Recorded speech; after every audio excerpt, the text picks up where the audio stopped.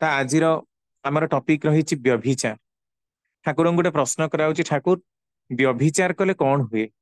ठाकुर कहते मनीषर मस्तिष्क खराब हो जाए, तार साढ़ा प्रवणता, सेंसिटिवनेस, चिंता करिवार क्षमता सबु गुड़ाक ही लोप पाए। एबे व्यभिचार कहले आमे कौन बुझू? असदाचार, खराप आचार, अन्यायचार, दुराचार, ए सबू को आमे व्यभिचार रे गणु। सबु जिनस तीन प्रकार विभक्त हैला बड़ी व्यभिचार मध्य तीन प्रकार विभक्त: शारीरिक, मानसिक आउ आध्यात्मिक। ए व्यभिचारटा मनीषर मन भितर रही, तार अंतर भितर रही, ताकू खाई खाई ताहा एकदम रूपरे नष्ट कर देछि। तेणु से बुझी पारुनी जे मनीषर मनटाकू ठीक करिबा पई, उन्नति पथरे नबा पई जहाँ जहाँ आम मानकर प्रयोजन, सेथिरु ई व्यभिचार रु मुक्त होइकी रहिबाटा ही आम मानकर एकमात्र काम। किंतु दुखर कथा जे मनीष सबु जाने, अनेक जाने, अनेक शुणे मध्य, किंतु जहाँ कले मध्य सेही अवस्था, पुनर्मूषिक भव अवस्था तार प्राप्त हुए। अनेक समय रे मनीषर जानिबार अंत नहीं। साधारण भावरे एमती मनीष बहुत किछि कथा संग्रह करुची, जानुची, किंतु निज जीवन ने कामरे लगेया भली तार कौनसी कथा नहीं। केवल ही केवल औपचारिकता भावे जेतिकी ताकू कुहाजिब सेतिकी ही करिदेई से भाबुची कि तार सब किछि सरीजिब। आउ एई प्रकार रे ही से निजर जीवन को अतिबाहित करने को चेष्टा मध्य करे, किंतु अनेकांशरे केतेकांशरे से सफल भी हुए, केतेकांशरे सेथिरु मध्य से विरत हुए। तो ठाकुर को आउ गोटे प्रश्न करे, ठाकुर मानसिक व्यभिचार कहले आपण कौन बुझंती? ठाकुर कहउछन्ती गुरु को आदेश को परिपालन न करिबाटा ही सबुठु बड़ मानसिक व्यभिचार। अनेकांशरे आमे माने शारीरिक व्यभिचार तो करू, शारीरिक भावरे सठिक खाद्य न खाइबा, सठिक चलनी न चलिबा, सत आचरण न जिबा, मिथ्या कथा कहिबा, मिथ्या साक्षी दबा, मिथ्या प्ररोचन प्ररोचित होई निजर जीवन को बितेबा इत्यादि सबू शारीरिक व्यभिचार आसुथिला बेले इष्टंक जगत रे चिंता भितरे मनीष मानसिक व्यभिचार रे पसे। जेमिति अनेकांशरे आमे माने द्वंद्वी वृत्तिर प्रश्रय दो। हुए तो गोटे लोक ए प्रकार भाविला, ठाकुरंक पई अर्घ्य कलेक्शन कली, सबु अर्घ्य मो पाखरे रहिला, एबे मोर गोटे असुविधा पड़ला, ताकू नहीं निज काम रे लगेली, पुणी मोर पैसा आसले ताकू मु फेरई देबी। मोर उद्देश्य किछ मंद नुहे, किंतु एहा मध्य मानसिक व्यभिचार। ठाकुरंक पई 5,000 कलेक्शन कली, किंतु ताकू नहीं मो आगतरिया काम रे लगेई देली, तापर केतेबेले मोर सुविधा हैला, पैसा हैला, ठाकुरंकु से पैसाटा देली। हुए तो पैसा मु मारी खाइनी, किंतु तार माने विनियोगटा असत उपाय रे करिछि, निजर स्वार्थ साधन पई करिछि। एबे एहा मध्य द्वंद्वी वृत्ति। अनेकांशरे आपण देखंतु आमे माने बहु जगारे कहवा कथा नुहे, विभिन्न ऑनलाइन सत्संग गुड़ाकरे मध्य, ऑफलाइन ने मध्य लोक माने ठाकुरंकर भोग पई अर्घ्य नियंती, किंतु सेठी मंदिर तैयारी हेलानी तो आउ कोन तैयारी हेलानी, एई प्रकार करंती। एहा मध्य मानसिक व्यभिचार। पुणी आमे माने सत्संग 7टा आरंभ करने को कहू, 7टा 7:30 हम लोक प्रार्थना करने को भी लोक चाहती, गीत गाइबा को लोक आसीना तांकु मध्य चाहती, किंतु कथा जे आमे 7टा बेलू लोक डाकिकी बसइबू, लोकंकर भी देखा नहीं, भजन कीर्तन करिवे जे तांकर देखा नहीं, परिचालना जे करिवे तांकर भी देखा नहीं, एमती मध्य अनेक समय रे हुए। व्यभिचार काହାର? सेई व्यक्ति विशेष जे सत्संग आयोजन करिछि, आउ जो माने चुक्तिबद्ध थिले, कथा देइथिले जे आमे आरंभ 7टारे करिबा, किंतु 7टा करू करू ताहा पहुंची गलानी 7:30। मानसिक व्यभिचार।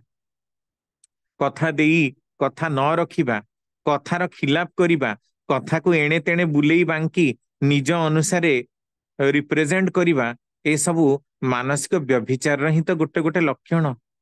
आमे माने ताहा धरी पारुना। तेणु ଯାହା ଅଭାବ ଅସୁବିଧାରେ ପଡିବାର କଥା ତା ଆମେ ମାନେ ପଡୁ। ପୁଣି ଦେଖୁ ଅନେକାଂଶରେ ଆମ ମାନଙ୍କର ଚିନ୍ତା ଚଳନ ଠିକ ନାହିଁ। କପଟତାକୁ ପ୍ରଶ୍ରୟ ଦେଇ ଦେଇ ଚାଲିଛୁ, ଆଉ ଚାଲିଥିବୁ ମଧ୍ୟ ଯେତେ ସମୟ ପାରୁଥିବୁ।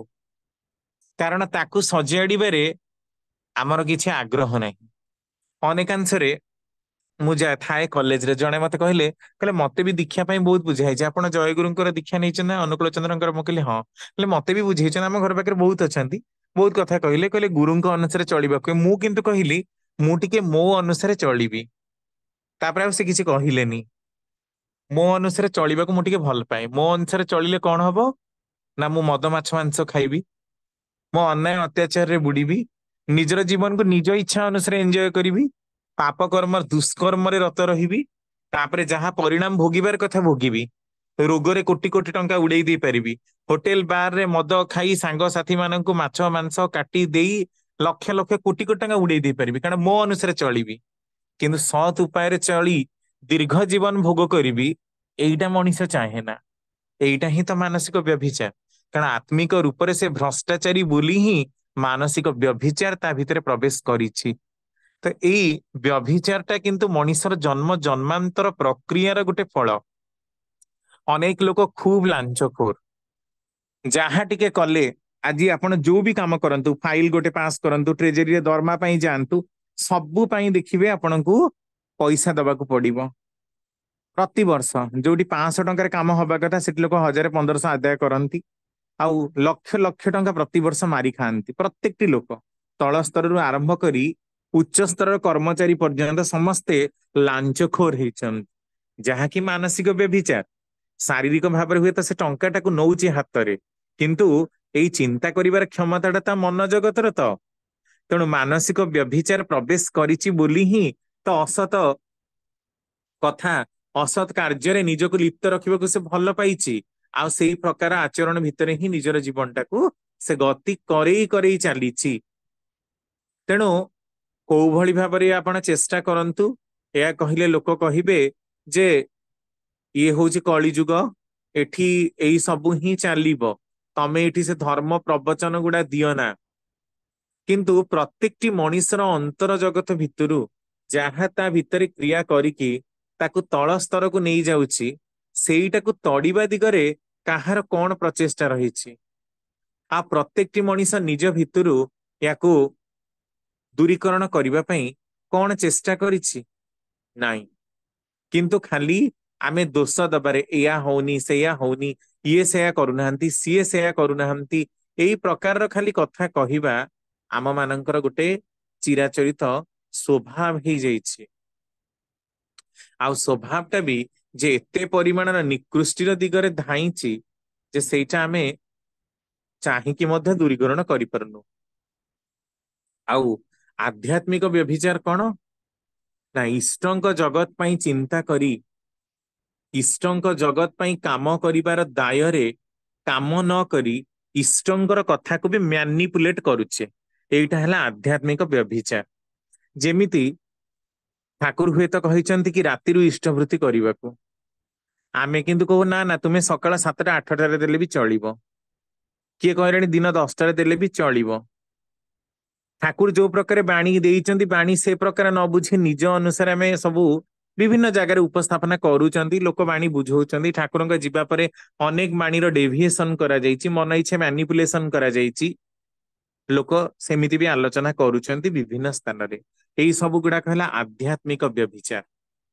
ତେଣୁ ଶାରୀରିକ, ମାନସିକ, ଆଧ୍ୟାତ୍ମିକ ଭାବରେ ଆମେ ମାନେ ଅସତ୍ର ଆଚରଣ ଯେତେ ଦୂର କରି କରି ଚାଲିବୁ, ସେତେ ଆମେ ଅଳ୍ପାୟୁ ହବୁ।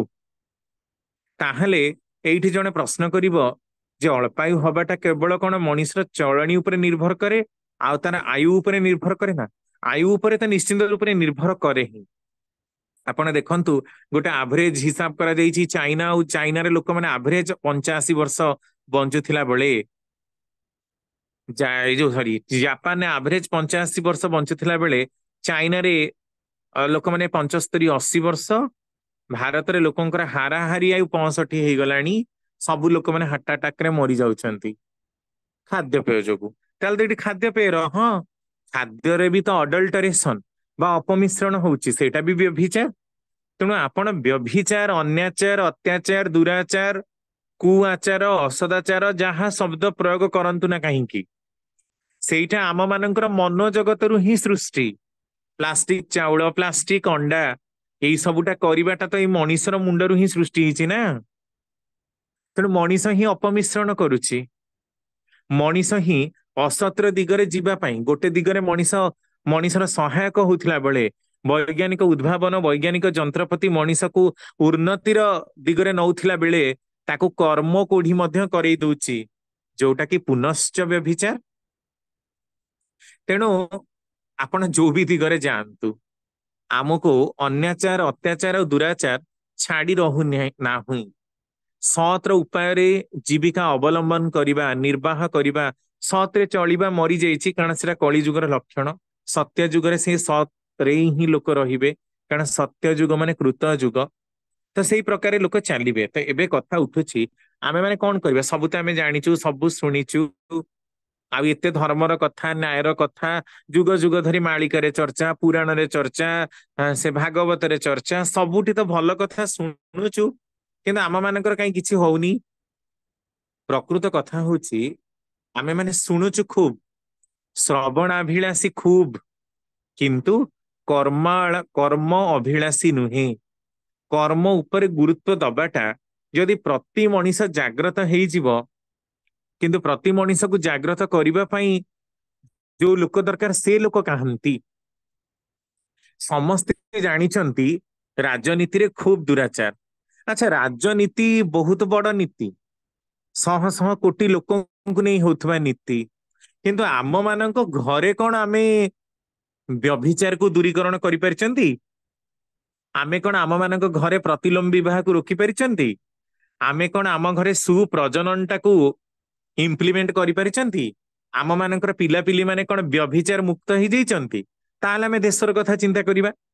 ଯଦି ଆମେ ନିଜ ଘରେ ନିଜେ ହିଁ ଇମ୍ପ୍ଲିମେଣ୍ଟେସନ କରିପାରି ନାହାନ୍ତି, ନିଜ ଘରେ ଆମେ କତିପୟ ହାର୍ଡଲି 20-30 ଲୋକ ରହୁଥିବା, ଯୋଉଠି ମିଶିକି ଜଏଣ୍ଟ ଫ୍ୟାମିଲି ବା ସମ୍ପର୍କୀୟ ହିସାବରେ, ସେତିକି ଭିତରେ ଯଦି ଆମେ ନୀତି ପ୍ରଣୟନ କରିପାରୁନାହାନ୍ତି, ଘର ଲୋକ ଆମ କଥା ଶୁଣୁନାହାନ୍ତି, ତାହେଲେ ଘର ଲୋକ ତ ଦୂରର କଥା, ଆମର ମନ ହିଁ ତ ଆମର କଥା ଶୁଣେ ନା। ଆମେ ଯେତେବେଳେ ପାରି ଯୋଉ ଅସଦାଚାର ଆମ ମାନଙ୍କର ଜୀବନଟାକୁ ମାନେ ଅତିବାହିତ କରୁ, ସେତେବେଳେ ହିଁ ତ ଆମ ମାନଙ୍କର ଜୀବନ ଅସତ୍ର ଦିଗରେ ଧାବମାନ ହୁଏ। ଆମେ ସେତେବେଳେ ହିଁ ତ ପାରୁନା। ଆଉ ପୁଣି ଜୀବନରେ ବଡ ହବାର କଥା, ମହାପୁରୁଷଙ୍କର କଥା ଜୀବନୀ ପାଠ କରୁ, ତାଙ୍କର କଥା କେଡେ ବଡ ବଡ ଲୋକଙ୍କର କଥା ହିଁ ଆମେ ଆଲୋଚନା କରୁ, କିନ୍ତୁ ଆମ ମାନଙ୍କର ଚଳନ ଚରିତ୍ରରେ ତ କିଛି ଫୁଟେ ନା। ତାହେଲେ ଅନେକ ଚେଷ୍ଟା କରିକି ବି ଆମେ ବ୍ୟଭିଚାର ମୁକ୍ତ ହେଇପାରୁନୁ, ଦୁର୍ବଳତା ଆମ ଅନ୍ତର ଜଗତ ଭିତରୁ ଯାଉନି। ତାହେଲେ ଆମେ କଣ କରିବା? ସବୁ ତ ଯାଉନି, ହଉନି, କେହି ଆମର କଥା ଶୁଣୁନାହାନ୍ତି, କେହି ମାନୁନାହାନ୍ତି, ଏଇ ପ୍ରକାର। ତାହେଲେ କେମିତି କଣ ହବ? ପ୍ରକୃତ କଥା ହଉଛି, ଆମ ମାନଙ୍କର ଆନ୍ତରିକତା ନାହିଁ କାମ କରିବା ପାଇଁ। ଆମେ ମାନେ କାମ କହିଲେ କଣ ବୁଝୁଛୁ ନା, ଏକ ପାଖିଆ କତିପୟ ଲୋକଙ୍କର ଗୋଟେ ଚିରାଚରିତ ଢଙ୍ଗରେ ସପୋର୍ଟଟାକୁ ଆମେ ବୁଝୁଛୁ କି ଠାକୁରଙ୍କର କାମ। କିନ୍ତୁ ସମାଜର ଅଲଗା ସବୁ କାମ ଗୁଡାକ କରିବା ମଧ୍ୟ ଆମ ମାନଙ୍କର କାମ, ଯୋଉଥିରେ ଲୋକ ସମାଜର ମଙ୍ଗଳ ହୁଏ, ତାହା ହେଲା ଇଷ୍ଟକର୍ମ। ଖାଲି ଦୀକ୍ଷା ଦବା, ଲୋକ ଇଷ୍ଟଭୃତି ପଠେଇବେ ଆଉ ସତ୍ସଙ୍ଗ କରିବା, ଏତିକି ତ ଇଷ୍ଟକର୍ମ ନୁହେଁ। ଆହୁରି ବି ମଙ୍ଗଳର ଅନେକ କାମ ରହିଛି, ଯୋଉଟା କି ଆମେ ମାନେ କରୁନା। ସେ ରାଜନୀତିର କ୍ଷେତ୍ରରେ ହଉ, ସେ ସାହିତ୍ୟର କ୍ଷେତ୍ରରେ ହଉ, ଦର୍ଶନ କ୍ଷେତ୍ରରେ ହଉ, ଆମେ ଯୋଉ ସ୍ତରରେ ଯୋଉ ଲୋକ ରହିଛେ, ଯଦି ଆମର ପାଖ ଲୋକଟାକୁ ଆମେ ପ୍ରଭାବିତ କରିପାରନ୍ତେ, ତାହେଲେ ତା ଦ୍ଵାରା ଯୋଉ ଯୋଉ କାମ ଗୁଡାକ ହୁଅନ୍ତା, ସେଇ ସବୁ ଗୁଡାକ କଣ ଇଷ୍ଟକର୍ମର ଅନ୍ତର୍ଭୁକ୍ତ ହୁଅନ୍ତାନି କି? ପ୍ରତ୍ୟେକଟି ଲୋକ ଯଦି ନିଜର କାମଟାକୁ ଠିକରେ କରିପାରନ୍ତା, ତାହେଲେ ଆମ ଦେଶ ବ୍ୟଭିଚାର ମୁକ୍ତ ହୁଅନ୍ତାନି କି? ହଁ, ଆମେ ମାନେ ଆତ୍ମିକ ରୂପରେ ବହୁତ ଉନ୍ନତ ସ୍ତରର ଲୋକ ନୁହେଁ, ସେ କଥା ସତ୍ୟ। ତେଣୁ ଅନେକ ଦୂର ଅନେକ କଥା ଶୁଣି ଚେଷ୍ଟା କରି ମଧ୍ୟ ଆମେ ପାରି ଉଠୁନା। କିନ୍ତୁ ଆମ ମାନଙ୍କର ଜୀବନ ଯାତ୍ରାକୁ ସୁଗମ କରିବାକୁ ହେଲେ ଆମେ ଯେ ଜାଣିଛୁ, ମଙ୍ଗଳ ହିଁ ଆମ ମାନଙ୍କର ଏକମାତ୍ର ଅନୁସରଣୀୟ ଆଉ ଅନୁକରଣୀୟ। ତାହେଲେ ଅସତକୁ ଆମେ ମାନେ ପ୍ରଶ୍ରୟ ଦଉ କିପରି? ଆମର ପାଖରେ ହଉଥିବା ଅସତକୁ ଆମେ ମାନେ ଅସତ ନିରୋଧୀ ପରାକ୍ରମ ଦ୍ଵାରା ବଶୀଭୂତ କରୁନା କାହିଁକି? ବରଂ ଅସତ ସହିତ ତାଳ ମିଳେଇ ଆମେ ମାନେ ଚାଲୁ, ଯୋଉଥିରେ କି ଅସ୍ତିତ୍ୱ ଆମ ମାନଙ୍କର ସଙ୍କଟାପନ୍ନ ଆଉ ବିପଦ ସଂକୁଳ। ଆମେ ତାହା ପାରୁନା କାହିଁକି? ତେଣୁ ବ୍ୟଭିଚାର ମୁକ୍ତ ହବାକୁ ହେଲେ, ବ୍ୟଭିଚାର ଦୂରୀକରଣ ହବାକୁ ହେଲେ ଆମ ମାନଙ୍କୁ ସର୍ବପ୍ରଥମେ ଦୁର୍ବଳତାର ବିରୁଦ୍ଧରେ ଯୁଦ୍ଧ କରିବାକୁ ହବ, ସାହସୀ ହବାକୁ ହବ, ବୀର ହବାକୁ ହବ। ଆଉ ଏଥିପାଇଁ ସର୍ବପ୍ରଥମ ଦରକାର ଆମ ମାନଙ୍କର ଇଷ୍ଟଙ୍କ ପ୍ରତି ଅନୁରାଗଟା। ଆମେ ତ ତାଙ୍କୁ ଭଲ ହିଁ ପାଉନା, ତାଙ୍କର କାମ କରିବା ପାଇଁ ଆମେ ଟିକେ ଆଗ୍ରହ ପ୍ରକାଶ କରୁନା। ତାଙ୍କର କଥାର ଡକରା ଆସିଲେ, କାମର ଡକରା ଆସିଲେ ଆମେ ଘରୁ ବାହାରିବୁନି, ଚୁପ ହେଇ ବସିବୁ। ତାହେଲେ ତାଙ୍କର କାମ ହବ କେମିତି? ଖାଲି ଲୋକ ମନ୍ଦିର ଗଢିବାରେ ବ୍ୟସ୍ତ, କିନ୍ତୁ ମନ୍ଦିରରେ ପୂଜକ ଆସିବେ କୋଉଠୁ? ପୂଜକ ଆସିଲେ ତାଙ୍କୁ ଦରବ ଦେଖନ୍ତୁ, ଇଷ୍ଟ କର୍ମର ବ୍ୟାପୃତି ଆମେ କେବେ ଚିନ୍ତା କରିନୁ। ଆମେ ମାନେ ସଂକୁଚିତ ବୋଲି ଇଷ୍ଟ କର୍ମଟା ଆମକୁ ଖାଲି ମନ୍ଦିର ତୋଳିବା, ଦୀକ୍ଷା ଦବା, ପ୍ରବଚନ ଦବାରେ ହିଁ ସୀମିତ ଲାଗିଛି। ଆପଣ ଚିନ୍ତା କରନ୍ତୁ, ଯଦି ଗୋଟେ ଏରିଆରେ ଆପଣ ଇଷ୍ଟ କର୍ମ କରିବେ, ବ୍ୟଭିଚାର ମୁକ୍ତ କରିବେ, ପରା ପ୍ରଥମେ ଇଷ୍ଟ କର୍ମ କରିବେ, କାରଣ ଇଷ୍ଟ ରହିଲେ ଅନିଷ୍ଟ ଦୂରୀକରଣ ହବ, ବ୍ୟଭିଚାର ଦୂରୀକରଣ ହବ। ଆପଣ ଗୋଟେ ଏରିଆରେ ମନ୍ଦିର କଲେ, କିନ୍ତୁ ମନ୍ଦିର କରିକି ଗୋଟେ ପୂଜକ ବି ଆପଣ ନିଯୁକ୍ତ କଲେ। ଅନେକ ସମୟରେ ଆମେ ତଥାକଥିତ ବ୍ରାହ୍ମଣ ମାନଙ୍କୁ ରଖୁଛେ, ଯୋଉମାନେ କି ଘରେ ପିଆଜ ରସୁଣ ଖାଉଛନ୍ତି, ତାଙ୍କୁ ଆମେ ଆଣିକି ଦୀକ୍ଷା ଦଉଛେ, ତାଙ୍କୁ ଟ୍ରେନିଂ ଦଉଛେ, ତାପରେ ତାଙ୍କ ଘରେ ମନା କଲେ ସେମାନେ ଟ୍ରେନିଂ ଛାଡିକି ପଳଉଛନ୍ତି। ଏମିତି ଶୁଣିବାକୁ ମିଳୁଛି। ଏବେ ଆମେ କହୁଛେ ନାଇଁ ତୁ ସ୍ୱସ୍ତୟିନୀ ନବୁ, ଅଥଚ ଯିଏ ପୂଜା କାମ କରୁଛି ତାକୁ ତ ଝିଅ ଗୋଟେ ଦଉନାହାନ୍ତି। ଏଇଟା କଣ ଗୁରୁ ଭାଇ ମାଙ୍କର କର୍ତ୍ତବ୍ୟ ନୁହେଁ କି? ଯିଏ ଆମ ମନ୍ଦିରଟା ପୂଜା କରିବ ତା ପାଇଁ ଗୋଟେ ଝିଅ ଖଣ୍ଡେ ଖୋଜିଦବା?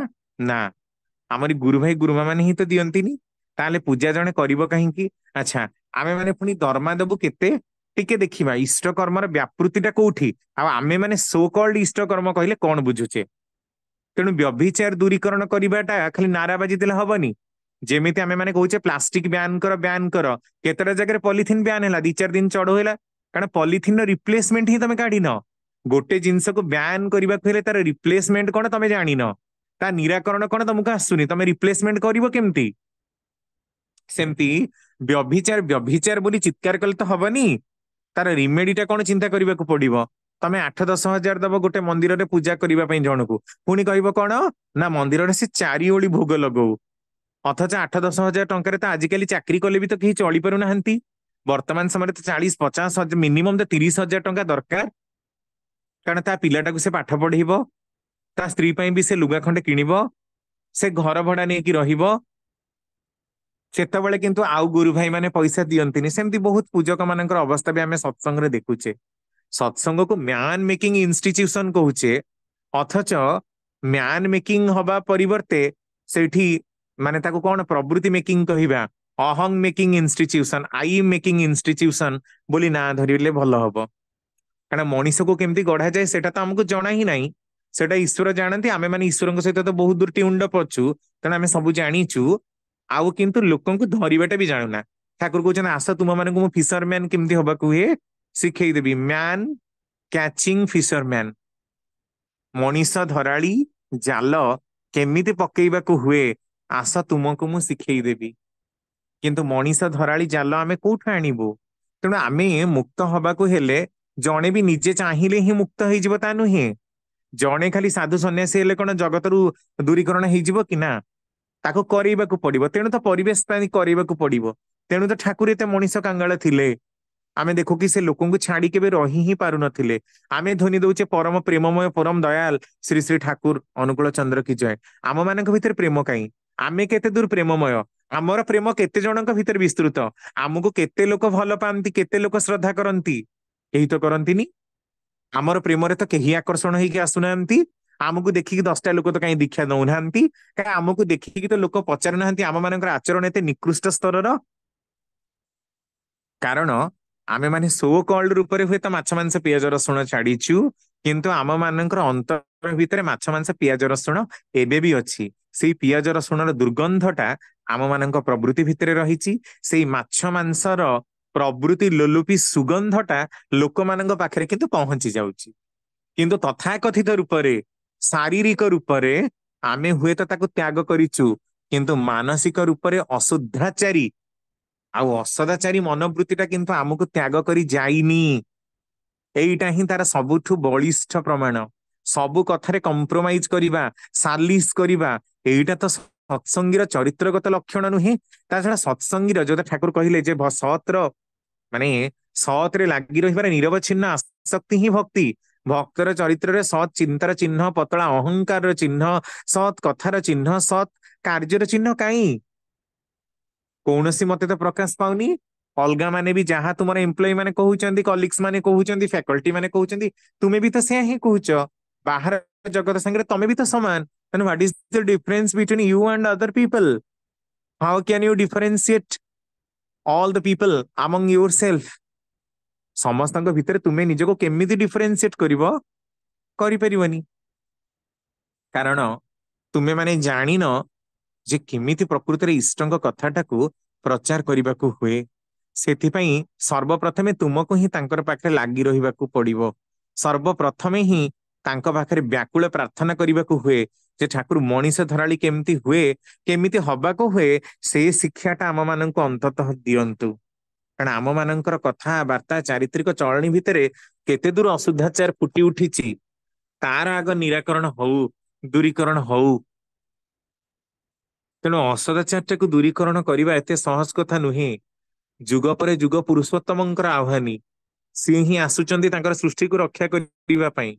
କିନ୍ତୁ ଗୁଣ୍ଡୁଚି ମୂଷା ଭଳି ତାଙ୍କର କର୍ମଯୋଗ୍ୟରେ ଆମେ ମାନେ ଯେତେ ଦୂର ନିଜକୁ ଟିକେ ସାମିଲ କରିଦେଇ ପାରିବା, ସେତେ ଦୂର ଆମ ମାନଙ୍କର ମଙ୍ଗଳ ହବ।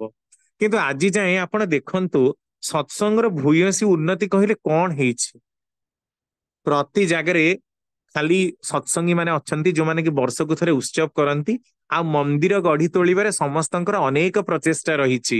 ବହୁତ ପୁରୁଣା ପୁରୁଣା କର୍ମୀ ମାନେ ବି ଚାଲିଗଲେଣି, ମନ୍ଦିର କରିଛନ୍ତି, କିନ୍ତୁ ସେଠି ଲୋକ ନାହାନ୍ତି। ସେଠି ସପ୍ତାହକୁ ଥରେ ପ୍ରେୟାର କରିବାକୁ ବି ଲୋକ ହୁଅନ୍ତିନି, କେବଳ ବର୍ଷକୁ ଥରେ ଉତ୍ସବରେ। ଆଚ୍ଛା, ମନ୍ଦିର କେନ୍ଦ୍ରର ଦାୟିତ୍ୱ କଣ ବର୍ଷକୁ ଥରେ ଉତ୍ସବ ହବ? ଏଇଥିରେ ଲୋକର ମନରୁ ବ୍ୟଭିଚାରଟାକୁ ଆମେ ଦୂରୀକରଣ କରିପାରିବା କି? ପ୍ରତିନିୟତ ସତ୍ସଙ୍ଗୀ ମାନଙ୍କ ସହିତ ବାର୍ତ୍ତାଳାପ କରିବାକୁ ହୁଏ ଦୈନନ୍ଦିନ ଜୀବନ ଷଡ଼ଚର୍ଯ୍ୟାରେ। ଠାକୁରଙ୍କର ବାଣୀ ପ୍ରତିନିୟତ କରିବାକୁ ହୁଏ। ଆମେ ପ୍ରତିନିୟତ ଯାଜନ କରିବୁନି, ବ୍ୟଭିଚାର କେମିତି ଯିବ? ଆମେ ଯୋଉ ବିଷୟରେ ଜାଣିନୁ, ତାର ଅନୁକରଣ କରିନୁ, ଅନୁଶୀଳନ କରିନୁ, ବ୍ୟଭିଚାରକୁ ଆମେ ଦୂରୀକରଣ କେମିତି କରିବୁ? ଆମେ ତ ଜାଣିନୁ। ଆଉ ଜାଣିଲେ ବି ଇମ୍ପ୍ଲିମେଣ୍ଟ କେମିତି କରିବାକୁ ହୁଏ ଆମର କୌଣସି ଚାକ୍ଷୁଷ ଅନୁଭୂତି ନାହିଁ। କହିଦେଲେ ତ ଲୋକ ଶୁଣିଲା, କିନ୍ତୁ କାମଟା ହଉନି ଯେ। ସେଟା ହବା ପାଇଁ ଯାହା କରେଇବା ଦରକାର ଆମେ ତାହା କଣ କରୁଛୁ କି? କରୁନୁ। ତାହେଲେ ବ୍ୟଭିଚାର କେମିତି ଦୂରୀକରଣ ହବ? ତେଣୁ ଠାକୁରଙ୍କର ଭାଷଣ ଦେବା ଖୁବ ସହଜ, କିନ୍ତୁ ପ୍ରକୃତରେ ଅନୁଭୂତି ସମ୍ପନ୍ନ ହେଇ ଉଠିବା ଦରକାର। ନାମର କଥା ଠାକୁରଙ୍କ ସମୟରେ ଏମିତି ହେଇଥିଲା, ସେମିତି ହେଇଥିଲା, ଏମିତି କଲେ ସେମିତି ହେଇଯିବ, ଏମିତି ତ ଲକ୍ଷ ଲକ୍ଷ ବକ୍ତା ଅଛନ୍ତି କହିବା ପାଇଁ।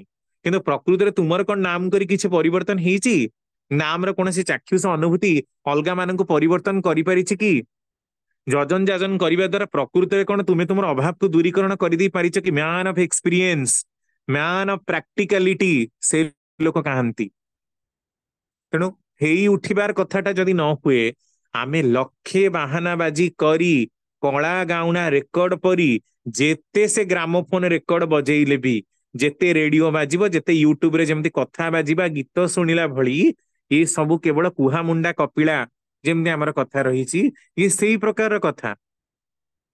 କିନ୍ତୁ ବାସ୍ତବିକ ଜୀବନ ଚଳନାର ପରିବର୍ତ୍ତନ ଘଟିବନି। ବାସ୍ତବିକ ଜୀବନ ଚଳନାର ପରିବର୍ତ୍ତନ ଘଟିବାକୁ ହେଲେ ଆମମାନଙ୍କୁ ଆଚାର ଆଚରଣ ଉପରେ କେତେ ଦୂର ଫୋକସ କରିବାକୁ ପଡିବ, ସେଇ ଦିଗରେ ନଜର ଦବାକୁ ହୁଏ। ତେଣୁ ବ୍ୟଭିଚାର ଯେ ଆମ ମାନଙ୍କର ଚଳନ ଚରିତ୍ରରେ ଭର୍ତ୍ତି। ଆପଣ ଦେଖିବେ ଆମର ସତ୍ସଙ୍ଗୀ ମାନେ ବି ସତ୍ସଙ୍ଗର କଥା କହି ଜାଣନ୍ତିନି। କେମିତି ଆପଣ ଦେଖିବେ, ଟିକେ ସୁଯୋଗ ପାଇଲା ମାତ୍ରେ, ହଁ ମ ସିଏ ଗୋଟେ କେତେ ବଡ କରିବ ଜାଣିବା, ଶଳା ବେଶୀ କଥା ଗପୁ, ସିଏ ବା ମୁଁ ଦେଖିଛି ବା ସେ ଅଫିସରେ ଏମିତି, ସାଙ୍ଗେ ସାଙ୍ଗେ ଶଳା ଶ୍ୱଶୁର ଲଗେଇକି ଶୋଧି ପକାନ୍ତି। ଆପଣ ମାନେ ଭଲ କି ଜାଣନ୍ତି, ଆମେ କାହାର ନାଁ ନବାନି। ପ୍ରକୃତ ମଣିଷର ଚରିତ୍ରଟା କେତେବେଳେ ଜଣା ପଡେ କହିଲେ? ଯେତେବେଳେ ସେ ଷ୍ଟ୍ରେସ ରେ ପଡେ, ଯେତେବେଳେ ସେ ଅଭାବରେ ପଡେ। କିନ୍ତୁ ଆଗରେ ଭଲ କଥା କୁହନ୍ତି, ଯୋଉ ନାଇଁ କଣ ସେଟା, ଦୁର୍ଜନ ପ୍ରିୟବାଦୀ ଚ ନୈବ ବିଶ୍ୱାସ କାରଣମ ମଧୁ ତିଷ୍ଠତି ଜିହ୍ୱାଗ୍ରେ ହୃଦୟେ ତୁ ହଳାହଳମ। ହୃଦୟରେ ହଳାହଳ ବିଷ, କିନ୍ତୁ ମୁହଁରେ ଭାରି ଭଲ କଥା ଯେତିକି ସମୟ ଠାକୁରଙ୍କ କଥା ଠିଆ ହେଇକି କହିବା। କାରଣ ଠାକୁରଙ୍କ କଥା ଠିଆ ହେଇକି କହିବାଟା ବହୁତ ପୁଣ୍ୟକର କାର୍ଯ୍ୟ, କିନ୍ତୁ ପର ସମୟରେ ଅଲଗା ମାନଙ୍କର ନିନ୍ଦା କରିବାଟା ଆହୁରି ପୁଣ୍ୟକର କାର୍ଯ୍ୟ। ଏଇ ହଉଛି ସତ୍ସଙ୍ଗୀର ଚରିତ୍ର। ଏଇଟା ସତ୍ସଙ୍ଗୀର ଚରିତ୍ର ନା ବ୍ୟଭିଚାରୀର ଚରିତ୍ର? ମନ ଭିତରେ ରହିଛି ଅସଦାଚାର, ତେଣୁ ତ ଅଲଗା ମାନଙ୍କ ପ୍ରତି ଏତେ ଆକ୍ରୋଶ, ଏତେ ଘୃଣା, ଏତେ ଅପମାନ। ସେଥିପାଇଁ ଠାକୁର କଣ ବାଣିଦେଲେ? পাপে যখন আসে ঘৃণা, আসে আক্রোশ অপমান, ইষ্ট প্রাণন ফেম্পে উঠে, তখন পাপের পরিত্রাণ। পাপ প্রতি আমার ঘৃণা ନାହିଁ। ଆମେ ମାନେ ପାପକୁ ଅନାଦର କରୁ କିନ୍ତୁ ପାପୀକୁ ହତାଦର କରୁ। କିଏ ଗୋଟେ ଭୁଲ କଲା ତାକୁ ସତ୍ସଙ୍ଗରୁ ବାହାର କର, ତା ପାଇଁ କଡା ଦଣ୍ଡ ଦିଅ। ଯଦି ନିଜର ପିଲାଟା ଭୁଲ କଲା, ନିଜେ ଯଦି ଭୁଲ କଲା ତାହେଲେ ଏତେ ସାଲିସ କାହିଁ କରିପାରୁଛ?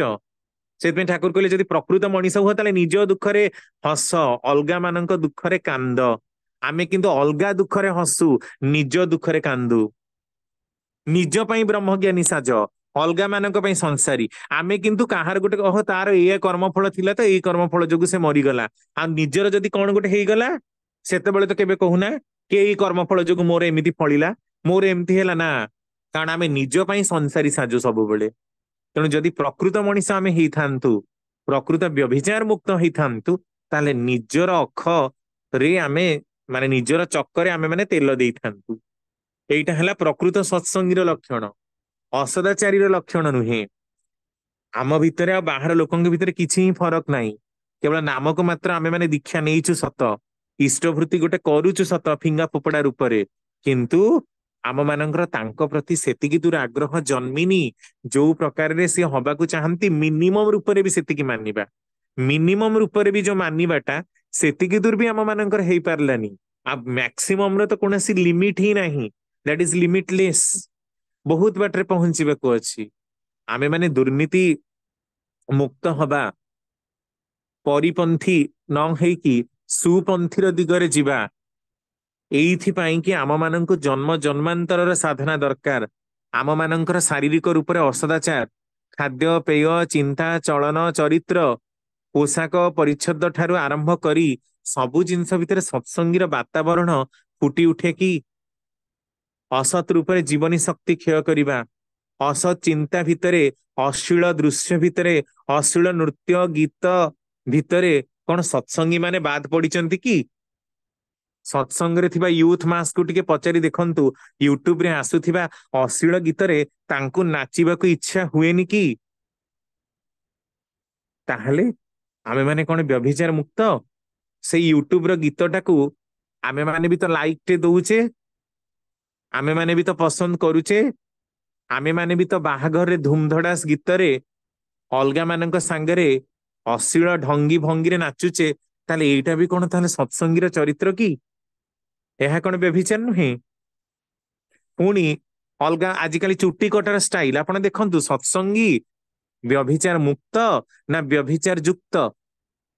ଆଜିକାଲି ୟୁଥ ମାସ୍କର ଦେଖିବେ ଚୁଟି କଟାକୁ ସବୁ ବିଭିନ୍ନ ପ୍ରକାରରେ, ଆଜିକାଲି ଚୁଟି କଟା କେତେ ପ୍ରକାର ଆପଣ ଦେଖୁଥିବେ। ୟୁଥ ମାସ ବି ତ ସେଇ ପ୍ରକାର ଚୁଟି କାଟନ୍ତି। ତାହେଲେ ସେମାନେ କଣ ବାଦ ପଡି ଯାଇଛନ୍ତି କି? ପୁଣି ଆପଣ ଦେଖିବେ ଅଷ୍ଟମ ଶ୍ରେଣୀରୁ ପିଲାମାନଙ୍କର ଭଲ ପାଇବାର ବି ଗୋଟେ ଗନ୍ଧ ଆରମ୍ଭ ହେଇଯାଏ, କିନ୍ତୁ ଭଲ ପାଇବା କଣ ଯେ ସେମାନେ ଜାଣନ୍ତିନି।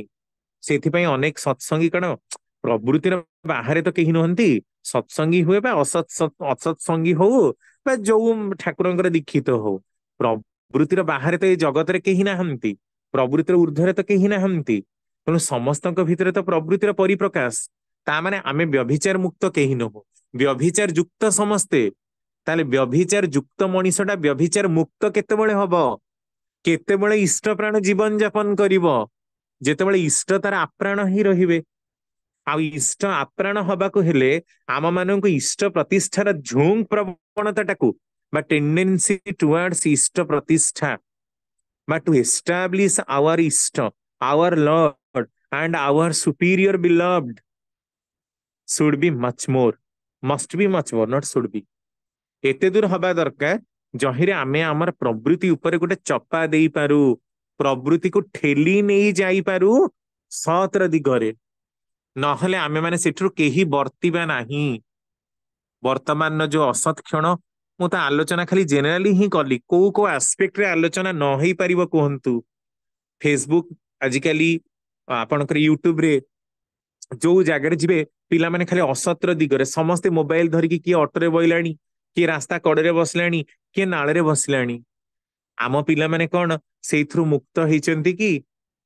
କେହି ନାହିଁ। ମୋବାଇଲ ଟା ହିଁ ଆମର ଆଖି ନଷ୍ଟ କରିଦଉଛି, ଆମର ମୁଣ୍ଡ ନଷ୍ଟ କରିଦଉଛି। ଇୟର ଫୋନ କାନର ଶ୍ରବଣ ଶକ୍ତି ସବୁ ଜାଣିଛୁ, କଣ ଆମେ ନ ଜାଣିଛୁ କହିଲେ? ସବୁ ଜାଣିଛୁ, ତାପରେ ବି କିନ୍ତୁ ଆମେ ବୁଝିବାକୁ ନାରାଜ, ପିଲାଙ୍କୁ ବୁଝେଇବାକୁ ନାରାଜ, କାରଣ ଆମେ ଜନ୍ମରୁ ପିଲାଙ୍କୁ ଫୋନ ଦେଇଛୁ। ବ୍ୟଭିଚାରଟାକୁ କୋଉ ପଟେ ରୋକିବା? କାରଣ ଆମର ଅନ୍ତର ଜଗତ ଭିତରେ ହିଁ ବ୍ୟଭିଚାର, ବାହାରେ ବ୍ୟଭିଚାରଟା ନାହିଁ। ବ୍ୟଭିଚାର ରୂପୀ ଆସୁରିକ ପ୍ରବୃତ୍ତି ଆମ ମାନଙ୍କ ଅନ୍ତରରେ ଏବେ ବି କ୍ରିୟା କରୁଛି। ତେଣୁ କ୍ରିୟା କରୁଛି ବୋଲି ତାର ଦୁଷ୍ପରିଣାମ ଟା ଆମେ ବାହାର ଜଗତରେ ଦେଖିବାକୁ ପାଉଛେ।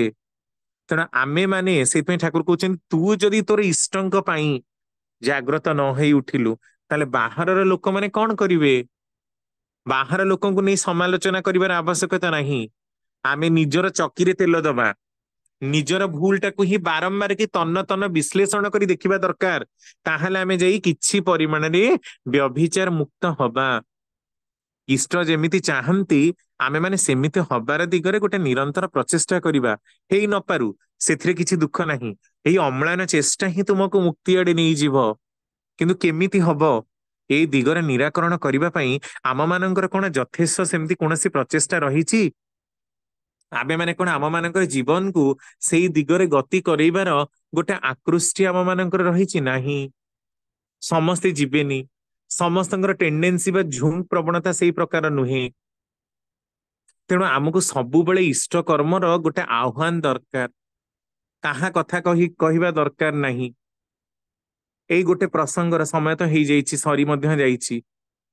କିନ୍ତୁ ଆପଣ ଦେଖନ୍ତୁ ଡିପିରେ ଯୋଉ ପିଲାମାନେ ଯାଉଛନ୍ତି ତାଙ୍କର ବ୍ୟବହାର ଖରାପ ବୋଲି ଅବିନ୍ଦାଙ୍କ ପାଖରେ ବି କମ୍ପ୍ଲେନ ପହଞ୍ଚିଲା। କିନ୍ତୁ ଲୋକ ଖାଲି କମ୍ପ୍ଲେନ କଲେ, ଏକଥା କେହି କହିଲେନି ଡିପିରେ ଯାଉଥିବା ପିଲା ଭିତରୁ ତ ଆମ ପିଲା ବି ତ ଜଣେ, ସେ ବି ତ କାହାକୁ ବ୍ୟବହାର ଖରାପ କରୁଥିବ।